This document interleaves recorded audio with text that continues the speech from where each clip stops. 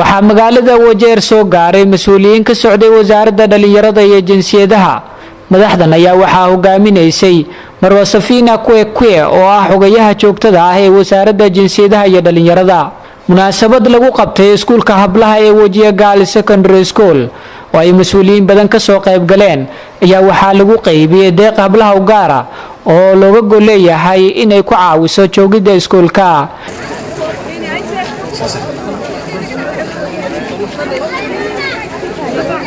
Wajia primary wako hapo karibu. Tusonge. mudanaha laga soo doorto bariga Wajeer Rashid Qasim Amin oo goobta ka hadlay ayaa sheegay inay soo dhaweynayaan taageerida hablaha ayna ku dadaalayaan siday u garab istaagi lahaayeen. gabdhaha ka bilowda klaaska 6 ilaa klaaska 8 lagu kaalmeeyna ayaa dadka lagu kaalmeeyna waa shay anaka dib loo ahaajilaya no maleena waxaana leedahay no maleena shaygaanayto waxaa dhimi jiray gabdhaha tacliintooda ayaa aad dhimi jiray waxaa shay aan la heli karin oo dukaamahan aan laga heli karin meel walba aan laga heli karin waxaa lagu talagalay nidaam ay gabdhaha ku joogi karaan bishiiba kaamil ay tacliintooda ku dhamaysan karaan ayagoo nadiif ah ayagoo isku kalsoon inay tacliintooda ay baran karaan ayaa looga talagalay waa shay muhiim ah waa shay qaali ah waxaana ku talagalaynaa dadkii mas'aladaanayda keenay oo dowladda keenay aad iyo aad bay u maasay marka walaalayaal anaga dadka la soo doorta haddaanahne waxaan xel saaraynaa in tacliinta lagu dadaalo.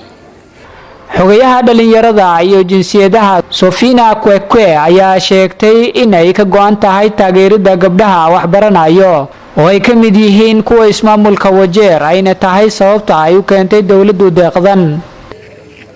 Mheshimiwa Rais wetu akaweka saini mswada ambao umeifanya sodo kuwa ni jukumu la serikali, wajibu wa serikali sasa hivi kupeana sodo kwa wanafunzi wote ambao wanastahili katika shule za umma, wale wako katika primary, secondary and special schools. And therefore Wajia Girls Integrated Primary School is one of those schools that actually integrates all these special interests ambazo zinakuwa target na group bango.